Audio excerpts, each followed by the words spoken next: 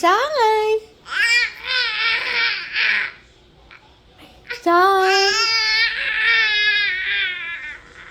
Trời ơi, nói gì vậy?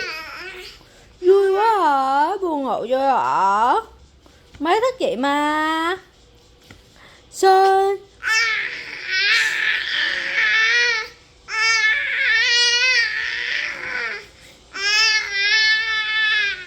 Nói gì mà nhiều vậy? Nói gì mà nhiều vậy? Hả?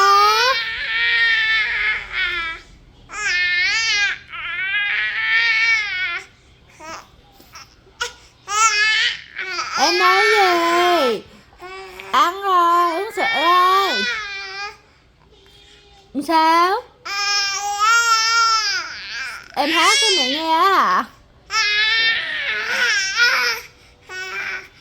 Em hát cho mẹ Huyền nghe hả?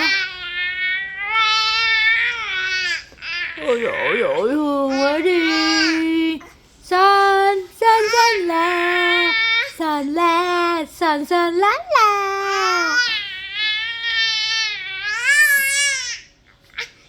Son, son son mi. Mi mi, mi mi.